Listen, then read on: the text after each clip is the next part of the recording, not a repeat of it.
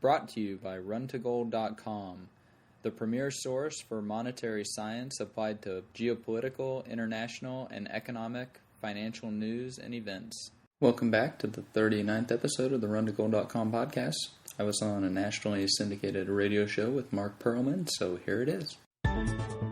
Welcome to Your Money Matters. Get answers to everyday financial questions from buying cars to selling homes and everything in between.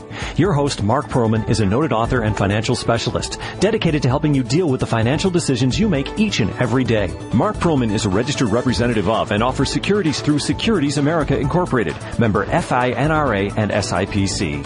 And now here's Mark Perlman with this week's edition of Your Money Matters. Welcome to this week's edition of Your Money Matters. I am your host, Mark Perlman. This is a show about everyday finance for everyday people. We don't just talk about the financial markets on this show, we cover it all. If it's got anything to do with money, we'll talk about it right here on this show. However, tonight we're going to talk about the financial markets, and we're going to get a perspective on the bigger picture with some help from tonight's guest. For the people who are listening to this show, it can be heard in up to 18 states over the traditional airwaves. And thanks to our partners over at iTunes, where this show is also carried, people can hear us all over the world. So thank you for listening, no matter how you're listening, and we certainly appreciate all the emails we receive as well. Let me get into sticking with the format of the show, get into a couple of those now. This one is from Cy in Beckett, Mass. He had this to say: I enjoy your show, but wish you only cover the financial markets. The guests are always well-versed, and you seem so sincere, and I appreciate the material. Well, thanks, Cy. I appreciate that. We try to cover a lot of topics. That's kind of what makes this show different than other financial shows, is that we don't exclusively cover the financial markets, although we do try to talk about that quite a bit. But we like to cover a bunch of different things, and you're in luck, because tonight's show we're going to cover the gold markets, so it works out for you. Thanks again for the email. Anyone who wants to send us an email, we love to hear it. You can always, actually, you don't really hear emails. I guess you read them. But we love getting them. You can send those to question@yourmoneymattersradio.com. Here's one more from Darren. Mark, stumbled on your show and really liked it. Is there a way to download the shows onto an MP3 player? That's a great question, Darren. I'm not a technical guy. Well, a little bit, I understand this stuff a little bit, but I'm not the guy to necessarily answer that question for you.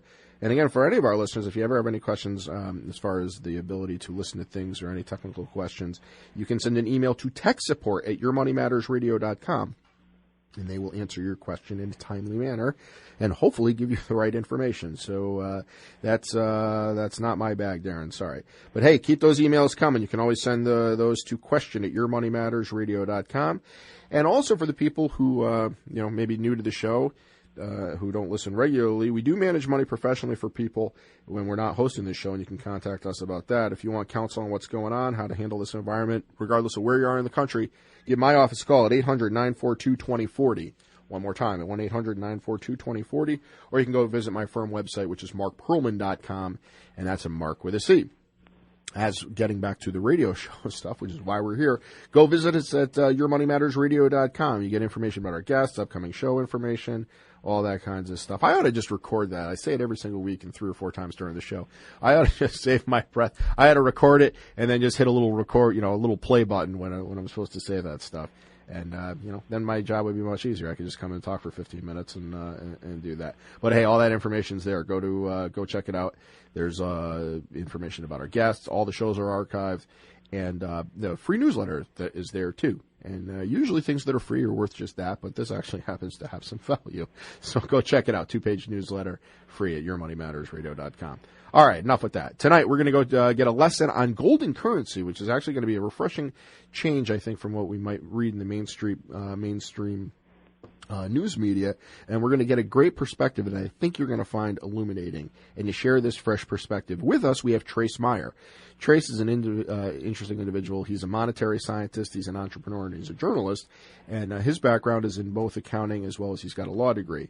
He's authored a book, The Great Credit Contraction, and he subscribes to the School of Austrian Economics, which is, again, kind of a step away from the neoclassical economic theories, and we're interested to hear about that. So without further ado, welcome to the show, Trace. Oh, thanks, Mark. Welcome. All right. Hey, I guess I have a quick question for you here, although I think I know the answer to it. But anyway, I'll ask. What is really the difference between? I know there's different schools of thought on economics. There's kind of that freshwater, saltwater, theories that are out there, and then, there's the Chicago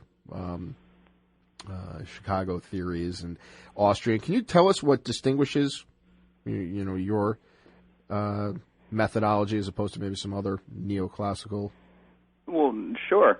In the 20th century, there were three main economic thinkers, and so pretty much all the economic theories out there are traced back to these three great thinkers. One of them was Ludwig von Mises, and he's the Austrian school. Then you've got John Maynard Keynes, and he's, of course, Keynesian economics. And then you've got Fisher, and he's a little bit more of your classical economics.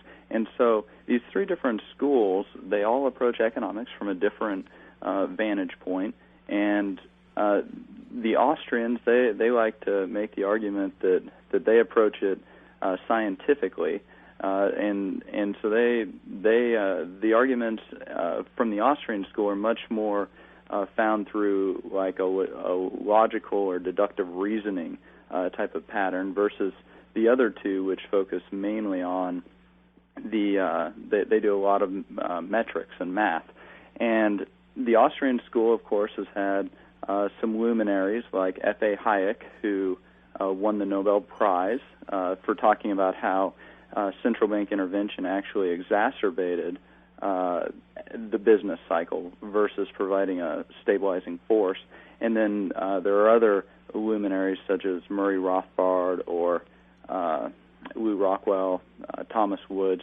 So the Austrian school, while it is a minority viewpoint in economics, they try to make the argument that they are engaged in the study of the science of economics, and that Keynesianism is actually more like political dogma. And so those types of economists are actually more like court economists, kind of like there were court scientists back hundreds of years ago that said that the sun revolved around the earth to perpetuate the establishment. So likewise, we have these court economists that today kind of deny basic economic law in order to perpetuate certain political dogmas versus going and looking directly, trying to discern the economic laws that are at work, right? But not necessarily making political value judgments about those economic laws. Well, you know what's interesting? I mean, and I'm a money guy, right? But the thing is, I mean, I find that for most people, I mean, unless you're kind of in the economic realm, like you are, and you kind of write about it and study it, most people don't care, right? They don't care the theory. They just kind of look at economics from a very simple standpoint that, how much money do they have? Do they have enough to buy the things that they want, or the things that they need? And I think that people look at it in that in that realm, kind of on an everyday level. So I guess I would take that and kind of spin it around from reading a little bit of your some excerpts of your book. What is money? And I've done seminars where and again, I'm not sure if you know this, but my background, aside from the investment management, is, well, I used to be a professional trader, but also what I study is behavioral finance, and kind of how we think about money and what we do with it and why we do what we do. And I've done workshops where I'll say to people, what is money? And people have this blank look on their face, and I'll often quip that it's a piece of paper with green ink on it and some president's face on it, right? And that it's got, there's different ways to kind of value it. But I'm curious your take on it and how you would define it. What is money? Well, that's a very good question, and we've actually had hundreds of years of experience as humanity in actually thousands of years in money and currency and economics. And when we go back to define money, the Constitution has an interesting phrase in it. Under Article 1, Section 8, the Congress is given the power to coin money and regulate the value thereof. And that provides a little bit of an insight or a little bit of a clue as to how we define money. How I like to define money, as opposed to money substitutes or illusions, all these three can all be currency. And see, that's the problem. We're not very specific in our language. Money must be a tangible asset. And the reason it must be a tangible asset is so that at the time of when a transaction is settled, it is also extinguished, because there's a difference between settlement and extinguishment. Now, an example would be you order a hamburger, and at the time of settlement, you exchange, say, a silver coin, because the silver coin would be a tangible asset. It would be silver. It would have value in itself. So at the time of settlement, you give a silver coin for the hamburger, so the hamburger was value and the silver coin was value, and so the transaction was settled and it was extinguished. Now, if you were to use a silver certificate, that would be a money substitute. And at the time of the transaction, it would be settled. You would give them a silver certificate, and they would give you the hamburger.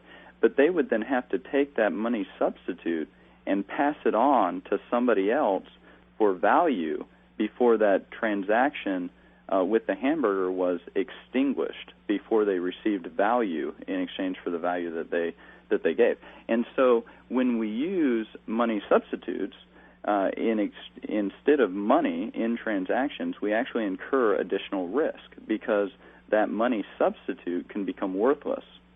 Interesting. Through hyperinflation or all types of things. So it adds an additional layer of risk to the transaction. See, that's an interesting thought. So, I mean, when we kind of break this down, if you went back however many years, I mean, someone could more or less say, I'm going to give you a gold coin and you're going to give me this, and I know the gold coin is worth this. Now I've heard interesting theories on this, but obviously you know much more about this specific area than I do. Where we got away from that was it was just too heavy. Literally, it was that simple that people couldn't lug around, 1,000 pounds of X Well, right. I mean, and humanity has used all different types of commodities to function as currency. And money, whether it's salt or cows or giant stones or tobacco or gold or silver, those became the monetary commodities. But really what led to getting away from using money as currency in ordinary daily transactions, using silver, for example, or copper to pay for your bread or to pay for your hamburger, is the rise of a practice known as fractional reserve banking. And what would happen there is you would take your gold coin, and instead of taking the risk of perhaps getting robbed on the street or losing it, the individuals would go and put it with the goldsmith or with the bank. And then eventually the goldsmith or the bank, they realize, well, not everybody wants all their gold at the same time, even though they have the right to withdraw that deposit. And so they began lending out a portion of the gold and earning interest. And so that gave rise to a practice known as fractional reserve banking. But as soon as if there are 100 ounces of gold deposited in the bank, and people have the right to withdraw 100 ounces of gold, and the bank lends out 50 ounces of gold, then the bank is technically insolvent, because they can't redeem the 100 ounces that have been deposited. And so that led to bank runs, and eventually, and the reason it led to bank runs is because it's more risky. That's why you get to collect the interest on the stuff. And so that led to bank runs, and bank runs became a very destabilizing force in the economy, because it's inherently immoral, because it's a form of fraud or embezzlement to engage in this fractional reserve banking. But what happened is we kept moving away into less safe, more risky assets, these money substitutes, which were banknotes for redemption of deposits. And eventually, after we got rid of the gold standard, for example, we came to use an illusion as our currency, and this illusion is guaranteed no purchasing power at all. whereas the money used to be redeemable for gold or for silver. That ended finally in 1971, and so since that time we've been using an illusion. And because we use this illusion, the bank runs have not really become much of a factor yet, because we have institutions like the FDIC where they don't have to actually redeem anything of value. They can just press a button on the computer to provide enough illusions to satiate the need of depositors to get any of the money out of their accounts, even if it's insured, but the bank has gone bust. And we've seen a couple banks going bust lately, like Wachovia or Washington Mutual. Well, there's been a bunch. I think there's like 14 this year that have been declared insolvent. A couple quick things. Well, I guess the first is for the listeners who might just be joining a little late. You're listening to Your Money Matters, and I'm your host, Mark Perlman. We have with us Trace Meyer on the line. Interesting perspective. He's a monetary scientist and entrepreneur as well as a journalist. And what he's going to do, or he has been doing, is going to continue to do, is kind of shed some light on what is money and currency and gold and how that all interacts.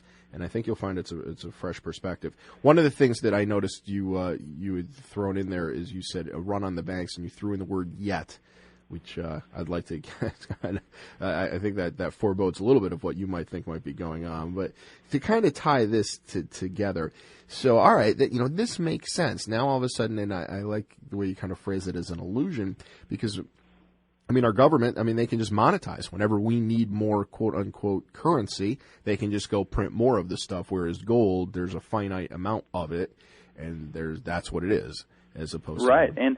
And see, Ludwig von Mises, in one of his books, he wrote that it's impossible to understand the meaning of sound money without understanding that it was devised as a bulwark against despotic inroads on the part of governments. It belongs in the same area as constitutions and bills of right.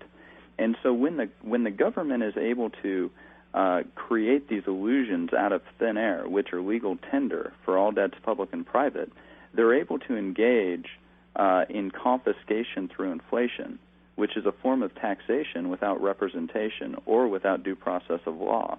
And this power is explicitly prohibited in the United States Constitution.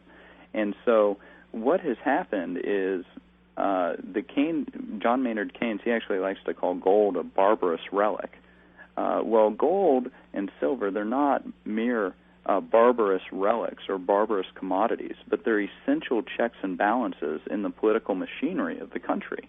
And as we've moved away and had these checks and balances eroded, we've also seen the rise of special interests or factions, as the Founding Fathers like to call them, and we've seen the rise of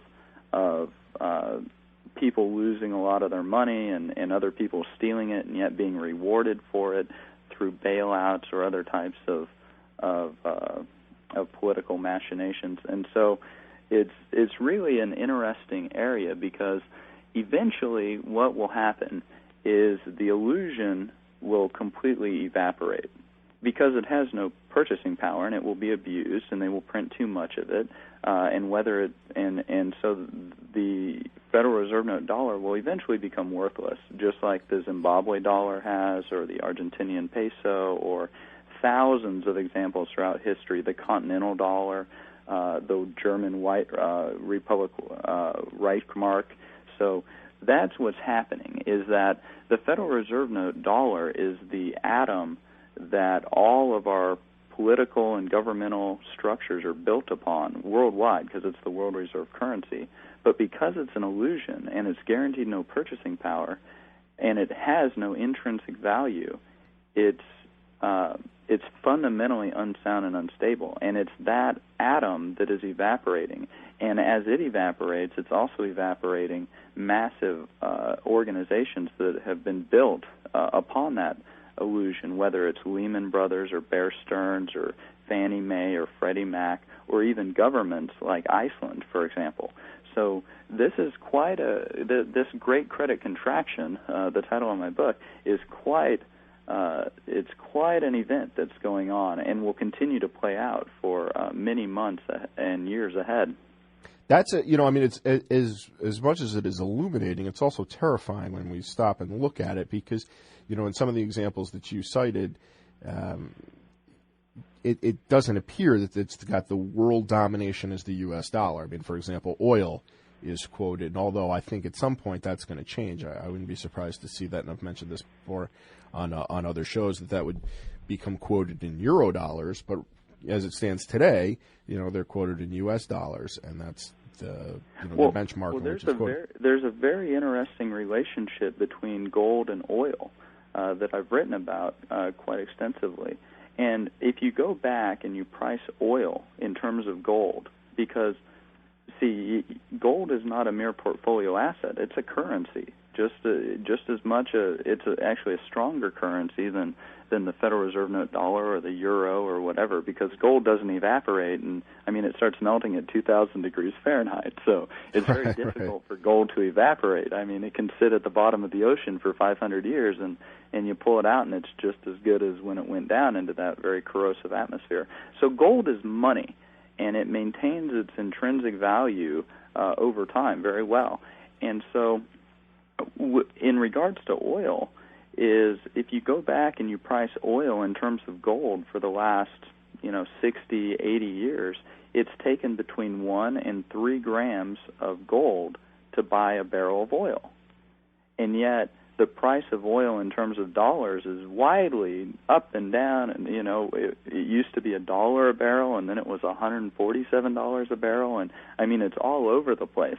And so what we see is that gold is very effective at performing the pricing mechanism, whereas it's the fiat currencies, the dollars or the euros, that add so much of this uncertainty into the market and into our ability to perform mental calculations of value, because that's really the value that gold adds to humanity and the reason that we produce it. We have units to perform mental calculations of length. We have units like feet or meters, but to perform mental calculations of value, we, for the most part, financial professionals, we use this illusion that has no definition, and so we tend to make very grotesque misallocations of capital, which wouldn't have been made if we had a more reliable instrument or tool in order to perform that calculation. Well, let me ask you this question. And I understand exactly what you're saying. At least I think I do, and it makes sense. I guess my question is this: if we went back, 300 years ago, and using your hamburger example, it's a face-to-face transaction. I hand you X, and you hand me Y, and it's done. In today's day and age, very few, relative to all the transactions that get done, are done that way. I built a house, and I never have physically touched the hundreds of thousands of dollars that was involved in that. Right. And these different things. So how could you even, let's just say for fantasy's sake, that we actually had a hard currency, gold coins, whatever you want to use. How could that possibly be done from a logistical standpoint? Well, that's a very simple question, and there are actually instruments and tools and services available that allow that to happen. Because when you look at our attempts to harness the power of the information age, the internet, and apply it to money and currency, our attempts with debit cards or credit cards, that's kind of like the first attempts at building an automobile. It looked more like a horseless carriage. But with the rise, and there's actually been there have been several of these. They're called digital commodity currencies. There have been several of these around for over a decade now. For example, one that I talk about on my website, what they do is they purchase gold bars on the LBMA, the London Bullion Market Association, which trades billions of dollars every day of physical gold, and so it has chain of integrity and chain of custody, so you know that the gold is gold and not a lead bar painted gold. You can purchase LBMA quality gold. They stick it in a vault somewhere in the world, whether it's London or Zurich, or they're thinking about opening a vaults in Singapore. And then they digitize an amount of ounces equal to the gold ounces that you own in the vault, titled in your own name. And then those digital ounces circulate as currency. And, for example, I can log into my account on my iPhone, and I could send somebody an amount of gold or silver ounces. They also vault silver bars and digitize them. I could then send that gold or silver over my iPhone to the merchant who gave me the hamburger. So instead of paying with a debit card or a credit card, which bears all types of counterparty risk with the banks, which bear the payment risk because they get the illusion and then they have to pass the illusion on before the transaction's extinguished, I can log in with my iPhone and pay for my hamburger with gold or silver that is titled in Zurich, and they know is gold or silver because it has that LBMA chain of integrity and chain of custody. And then it's all the bars are physically audited by Deloitte and Touche, and there's a very strong corporate governance so that you know that there's not any type of shady dealings going on with double counting bars of gold or whatever. And so that's, I mean, this system, this tool has been available now for, about a decade. And actually I engage in different ordinary daily transactions using this currency, which is actually money, because I own the gold in the vault and it's titled in my name, so it can't be lent out to anybody. So there's no fractional reserves of that gold at all. It's actually 100% reserves, and it's a commodity, so it can never become worthless. And so what that does is it removes tremendous amounts of risk between myself and my assets or my cash balances. And that's really what it is. Gold and silver are cash, whereas the Federal Reserve note or euros or auction rate securities or mortgage-backed securities, those are just like cash because they can become worthless. Mm-hmm. They're not as safe and liquid as the monetary metals. But that's how it can be accomplished logistically. It's a great vantage point, and it's one that's not really readily talked about. And it's frightening to think that what we hold in our wallets could actually become worthless. Well, yeah, and it's happened thousands of times throughout history. I mean, we just haven't really had a major currency crisis in America for a couple hundred years, but we're going to have one. The dollar is doomed. It's impossible to balance the Federal Reserve's balance sheet without some massive monetization, as you talked about. And so the Treasury bubbles will burst either through hyperinflation or through default. Well, not necessarily hyperinflation, like we tend to think about it with Zimbabwe or Weimar Germany, but there will be massive increases of the money supply in order to monetize, whether it's these upcoming Obama governmental deficits or other, rolling over some of the T-bonds. And so I think the bond markets are starting to price in a little bit of this inflation risk, which is really just a confiscation of wealth, a form of taxation. And who they're going to be taxing are the savers who own these bonds, because they're going to erode the purchasing power through that monetization.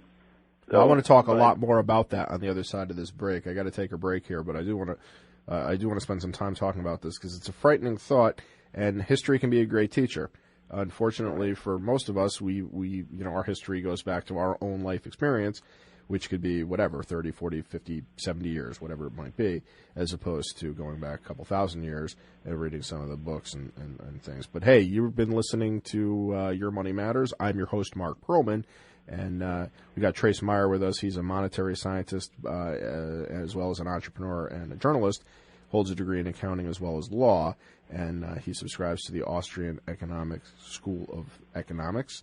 And he's also the author of The Great Credit Contraction. And we're talking quite extensively about currency, what it really is, and some of the vulnerabilities that we're all exposed to. But we got to take a break here. Don't go anywhere. We'll be back in a short minute. Okay, and we're back. All right, so this is, it's very humbling and very frightening to kind of think there's been many, many bubbles just in my own, 40-plus years of being on this earth. I mean, there's the internet, the technology bubble, and then, what we're enduring now is the real estate bubble. The treasury bubble, as you're talking about, that has obviously more far-reaching consequences, not just in our country, but really worldwide, since the U.S. dollar really is infiltrated so many different corporate holdings and governments and things of that. It's really become kind of that global currency, although the euro, I think you can make some arguments for that. But it's all based on the same thing.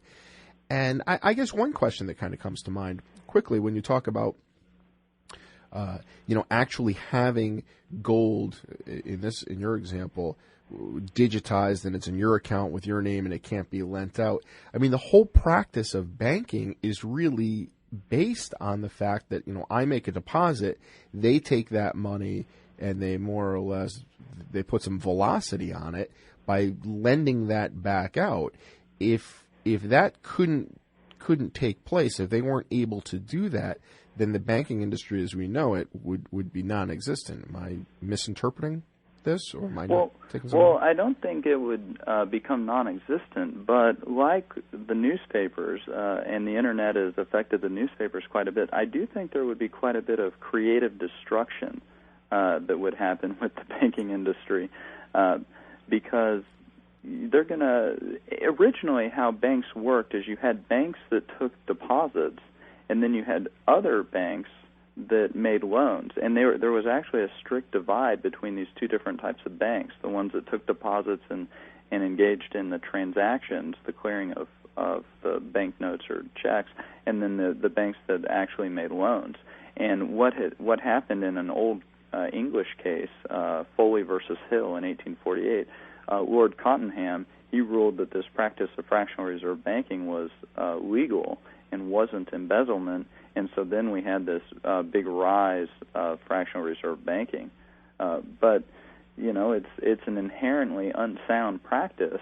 But we've been doing it for a couple hundred years, and it's had a big effect on interest rates and the velocity of money, as you say, because there are definitely some economic advantages in the short term to having fractional reserve banking and using illusions. It stimulates a lot of economic activity in the present, but it does it at the expense of the future. But now we're entering the future. John Maynard Keynes, he said, well, in the long run, we're all dead.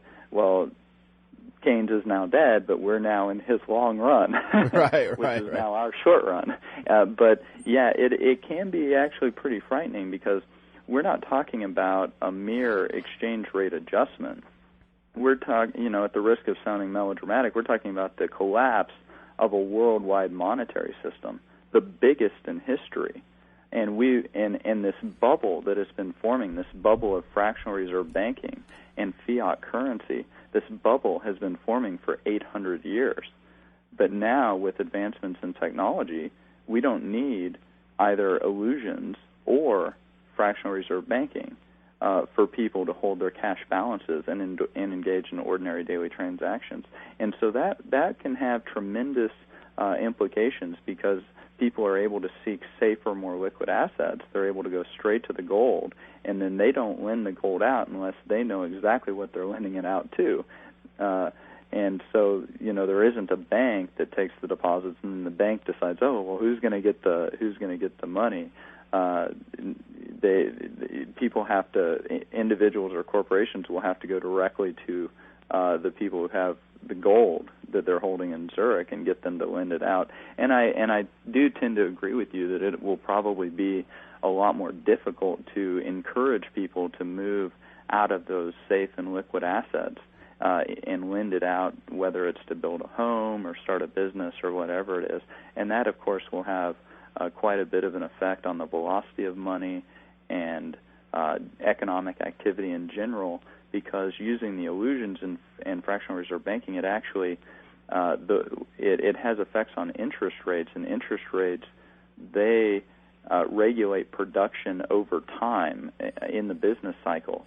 And so we've actually stimulated a lot of production now, whereas that production would have taken place over a greater period of time. The car companies are a great example of that. They've built a whole bunch of cars today, even though nobody needs cars, and it's because of this governmental interference through fractional reserve banking and the interest rates.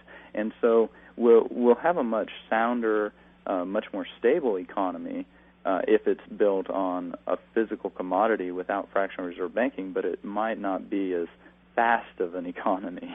Right. And that's, I think, have.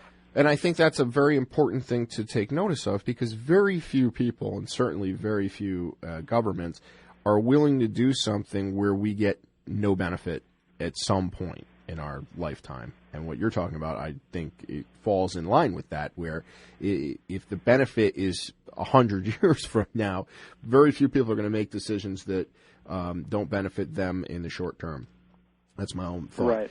Hey, let's talk about this for a second too. You'd mentioned it before, and I've mentioned it before in other shows, and it's come up, and it's a term that is becoming more widely used in the media today, and that's hyperinflation. Can we talk a little bit about that, what it is, how and why we're incurring it, how it's going to affect us, maybe some ways that we could avoid it if that's possible, which I'm not completely sure that it is, and just how people might actually even be able to profit from it if it comes to fruition? Sure. We can go right down that path. I actually wrote an article back in August addressing the issue of whether the U.S. dollar is in hyperinflation currently. And what I did is I took the international accounting standards, which are used by our accounting, our accounting professionals, and I used gold as the presentation currency. Because remember, gold is a currency, and so really people should keep their income statements and their balance sheets in terms of gold ounces to perform those mental calculations of value. Because a Federal Reserve note dollar, what is that? I mean, it doesn't even have a definition. So, I mean, your net worth went up in Federal Reserve notes, but you don't know if it went up in terms of value. So well, let me ask you a question, kind of to back up for that for a second. I had read an article, this is years ago, when gold was about $450 an ounce, and obviously now it's almost double. It's basically double that. But in the article, it talked about gold, and it said at one point an ounce of gold could be exchanged for a man's suit. One man's, a suit, you would exchange 1 ounce of gold and you would get a reasonably good suit. And the article went on to discuss how it hasn't really appreciated in true value that in today, which is, going back maybe in the 80s, that 1 ounce of gold would buy one man's suit. And your thoughts on that? Because I remember reading that and thinking, wow, that's an interesting. Well, I don't necessarily think I agree with that particular article as far as like a suit goes, because we as humanity, we've gotten a lot more efficient. We have supply chains and we have ways of doing business, and we're a lot more efficient through the use of machines and technology. So, part of that, I think gold has actually increased in its purchasing power a little bit.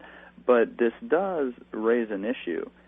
Sometimes gold is cheap, and it will not buy very many suits. And sometimes gold is expensive, and it'll buy a lot of suits. But in order to tell whether gold is cheap or whether gold is expensive, you have to use gold to perform that mental calculation of value, because gold fluctuates in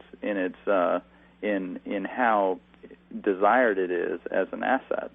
It'll fluctuate in that just like any other asset, such as the Dow or the S&P 500 or real estate.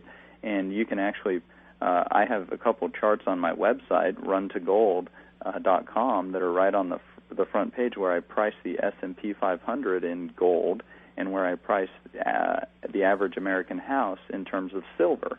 And so you can see, of course, houses were expensive at this particular point in time, and they were cheap at this particular point in time, and so you can see the graph of the price in silver. That's interesting. You can do the same thing with the S&P 500, and so these people who looked at the Dow, 4 or 5 or 6 years ago, and they're like, the Dow's going to keep going up. Well, anyone who looked at it priced in gold, it was 44 ounces of gold to buy the Dow, whereas like in 1980, it only took 1 ounce of gold to buy the Dow, and 44 was way outside of any historical norms.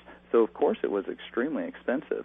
So anybody who shorted the Dow and went long gold, they did very well, because now it only takes about 8.5 ounces to buy the gold, to buy the Dow. Well, is that a question of gold being expensive or the Dow being cheap? I guess you can make an argument. It's a combination of the two. I think gold was particularly cheap back in 2000, 2001, and I think that the Dow is relatively expensive. And so now it's about 8.5 ounces of gold to buy the Dow. We'll probably see the Dow hit 5 or 6 ounces sometime in 2009. Eventually, it'll probably bottom at about an ounce of gold to buy the Dow. If it gets really crazy with a liquidity crisis in terms of failure to delivers of gold bars or something, I mean, it could get really, really crazy. We might see 1/4 of an ounce to buy the Dow. So if the Dow's at 10,000, then gold would be at 40,000, for example. Or if we go into hyperinflation, maybe the Dow is 100,000, but gold would be 400,000. Right. Because hyperinflation, that's just inflation is an increase in the currency supply, or an increase in the asset supply, whatever it is. And so hyperinflation is just a really rapid increase, and we've seen hyperinflation happen throughout numerous nations and countries, and currently, because the dollar is the world reserve currency, we don't really notice the tremendous inflationary effects of the dollar. But as I went back, as I kind of started this off, I did the article on whether the dollar was in hyperinflation, and I used gold as the presentation currency under the International Accounting Standards. And the International Accounting Standards, they say if there's a cumulative inflation rate of 100% over the past 3 years, well, based on the metrics that I used, the inflation rate of the dollar relative to gold was 106% over the last 3 years. So using gold as the presentation currency and using the International Accounting Standards, you would have to apply the hyperinflationary reporting standards to convert any of your dollar assets into gold. Right. So it's a very, but you see, no financial professionals, no one really uses gold to perform these mental calculations of value. No one, I mean, who besides me out in the weeds, who uses, keeps their balance sheets in terms of gold ounces? Right. I mean, it's that's one of the things that makes it an interesting and illuminating discussion, is because very few people think this way. And see, that highlights the size and the scope of this mess that we're in, because just like Copernicus was quite a monetary scientist also. He wrote a couple books on interest and things like that. But he had the nerve to say that the Earth revolved around the sun, and the establishment, they were like, no, the sun revolves around the Earth, and then they got their court scientists to come up with all these elaborate models and theories to explain why the sun revolved around the Earth, and they even persecuted and even tried to, they were very mean to Copernicus, but none of it destroyed the reality of the fact that the Earth revolved around the sun. And so likewise, gold is the sun of the financial universe, and the reason is because it's the most safe and the most liquid asset. It's risk-free, and yet a lot of financial professionals, they view the Federal Reserve note dollar as being the center, and that gold revolves around it. But as we've talked about, the Federal Reserve note dollar can become worthless. So by definition, it can't be the center of the financial universe. You've got to find something that can never become worthless. And that's really what's going on, is this basic economic law is at work, and it's beginning, the consequences of this gravity are beginning to be felt. We thought we had escaped the gravity of gold as a world, but now we're seeing that we're being pulled back by this economic law. Well, let me ask you. One of them that I discuss in the book. You talk about, we talk about the hyperinflation. and whether we're in it or about to endeavor down that path. If we do, and I personally think we are, I mean, that's my personal / professional opinion, and I think that we're starting to see a rise, even though it's quoted in dollars, in the cost of a lot of these energies, oil and gold. How do you see it, and how do you think that people, if that does come to fruition, people could, A, protect themselves, but B, also profit from that? Oh, well, exactly. There's going to, during this, anytime there's major change, there's you have to be able to protect and preserve your wealth, but you can also generate a lot of wealth during these shifts. And in the sample of the ebook that I sent over to you, there's a liquidity pyramid. There's this big chart, this inverted triangle, and it shows the different liquidity tools that we have in the world economy. It starts with the world's GDP, the little round earth at the bottom, and then you have gold and silver at the very tip, and then you have the power currency illusions like the Federal Reserve note dollar or the British pound, and then above that you've got treasury bonds, and above that you've got New York listed stocks, and you've got municipal bonds, and then there's a big portion of this inverted pyramid that are derivatives.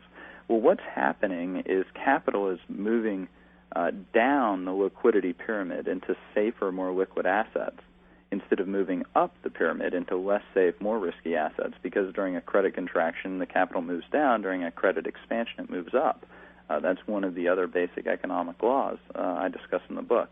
And so one of the reasons that we're seeing this huge increase in the currency supply, especially the Federal Reserve note dollar, is because so much capital is moving down the pyramid into, what's the safest, most liquid investment? Treasury bills. Where does everybody run for safety? Treasury bills. Right. And so everybody's moved down into that. But what happens when those become unsafe? Do people move up into less safe, more risky assets, or do they move down into a safer, more liquid asset? And if they move down, they're going to move into gold and silver and other tangible commodities that can function as money, like platinum or palladium or copper. And so that's kind of what I see happening. Is the Great Credit Contraction has just begun. It's only a couple years old. And remember, we had an 800-year expansion. This is a huge expansion, so we've only just begun. And the system doesn't collapse, it evaporates as the liquidity dries up and the assets become worthless. Well, that's a liberating feeling. Well, that's a liberating feeling. To think. It is what it is. It is what it is. It's like, we've fallen out of the plane. We're going to keep going down. But there is a ripcord, and you do have a parachute, and really the issue is, well, who's going to get to the safest, most liquid assets first? Right, and that's like everything. I mean, that's just it's the it's kind of the smart money. I do have a question I want to ask you about that, but before that, for the people that are either just joining us or have been listening, you're going to hear me say it again. You've been listening to Your Money Matters, and I'm your host, Mark Perlman. We have with us Trace Meyer, who's an economist, or a monetary scientist, rather, an entrepreneur, journalist, and he's giving us and an author as well. He's the author of The Great Credit Contraction, and he's giving us a very different look at what our economic picture might really look like, and he highlights that in his book. And it's a theory, or it's from a perspective that's very different than what we're getting in our mainstream media. So I'm hoping that everyone's enjoying this as much as I am. For the people who also want to know what I do when I'm not hosting the show, there's probably not anybody out there who cares what I do when I'm not hosting the show, but I'm going to say it. I do have a money management practice, and for people that might be interested in that, you can go check out our firm's website, which is markperlman.com, and that's Mark with a C. If you'd like to get some information about that, by all means, go do that. And, of course, the firm or the radio show website, which is yourmoneymattersradio.com. where you can get information about our guests and listen to past shows and things like that. Let me ask you a quick question here because it's at the top of my mind and I don't want to forget it. Is you hear people say, well, gold is a good hedge against inflation. And people, when they're fearful of inflation, they go to gold. Why is that? Well, first of all, it's not. That's actually a common Keynesian response, and it's actually completely wrong, like pretty much all of Keynesian economics. Gold will maintain its purchasing power more or less during times of inflation, but it's during times of deflation that gold performs best, because gold is money. And we've seen this during the Great Depression. The purchasing power of gold skyrocketed. Gold bought tons more stocks, or it bought tons more of sugar or cattle or whatever it is. And we actually have seen it during this credit contraction over the past year. You look at oil priced in gold, or you look at sugar priced in gold. I mean, I think sugar, its price in gold declined like 90% during some of this credit crisis. And the reason that it does that is because gold is the safest and most liquid investment. And during deflation, cash becomes king. And if we say that Federal Reserve notes or euros are cash, well, then gold is emperor, because gold is an even better form of money and currency than those illusions are. Mm-hmm. And so it's during the times of deflation that gold actually performs best. And that's what we're seeing is that we've got huge deflationary forces at work, because we had this 800-year inflationary expansion, and now the credit and debt that had been created, it's beginning to evaporate, and so the total amount of different assets, both real and fictitious, capital in this liquidity pyramid, it's resulting in deflation.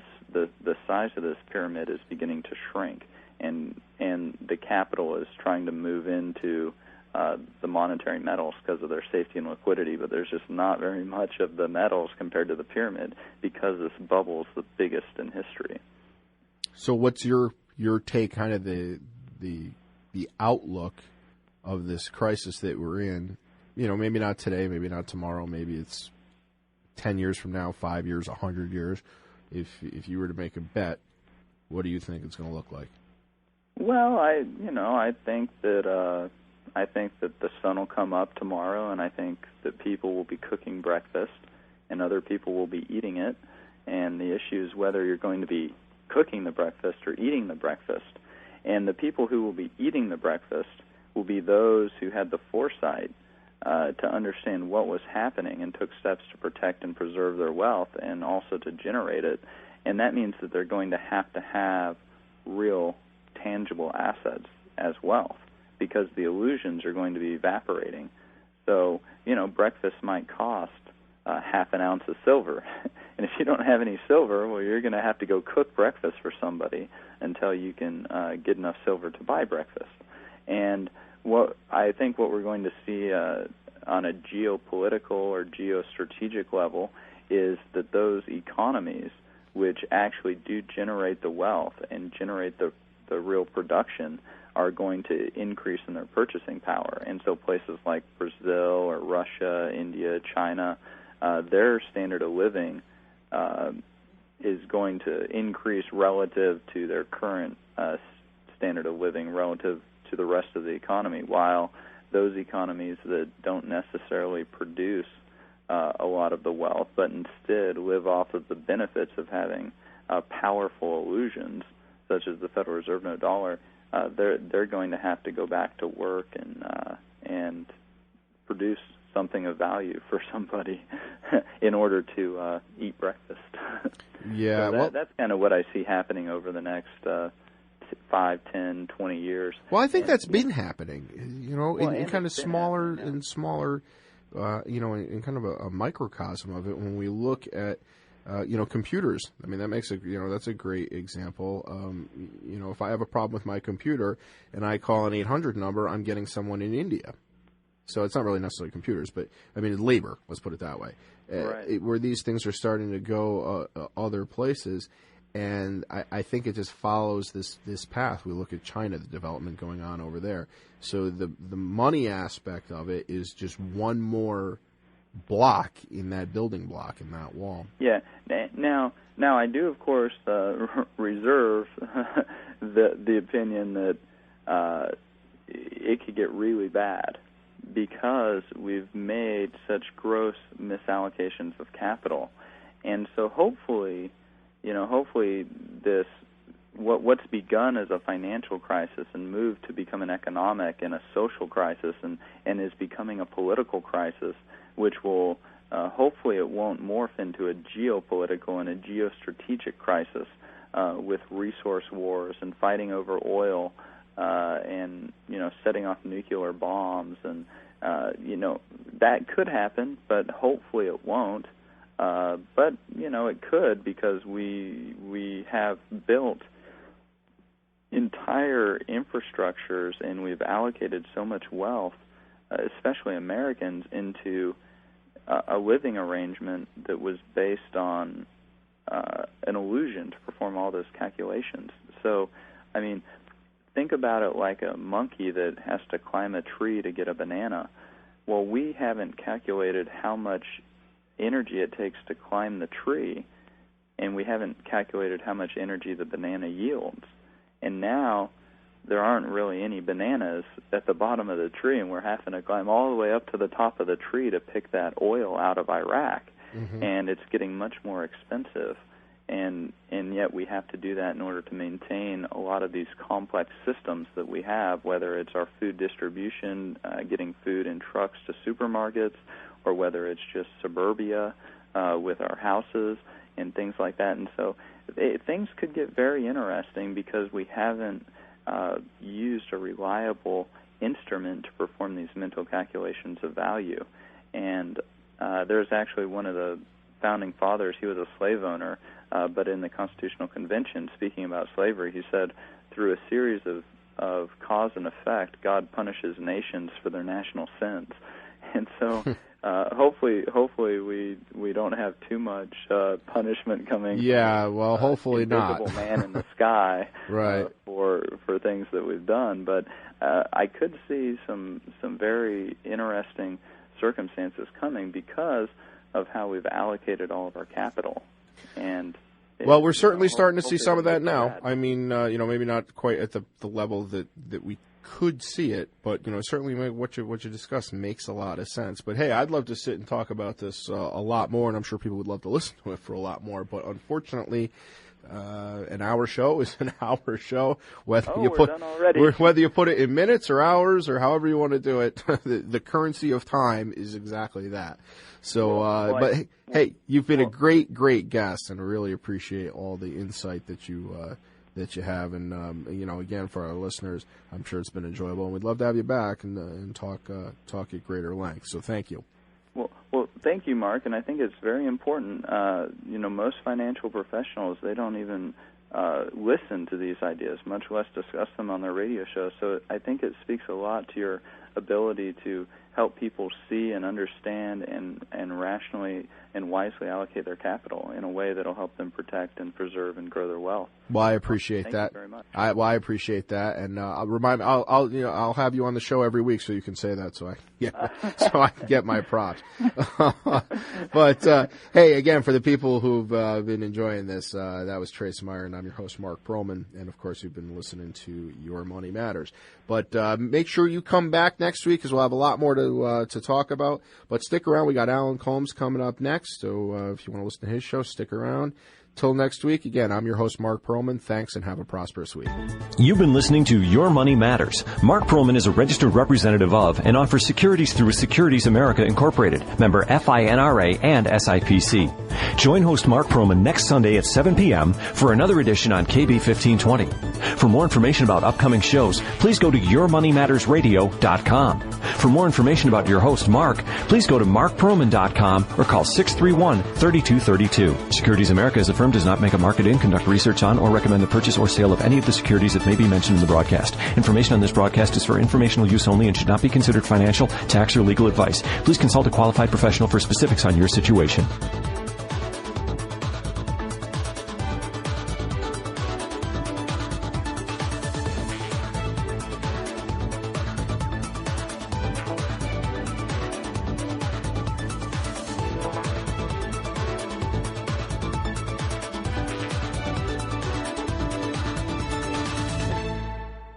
You've been listening to the RunToGold.com podcast, the premier source for applied monetary science on the web.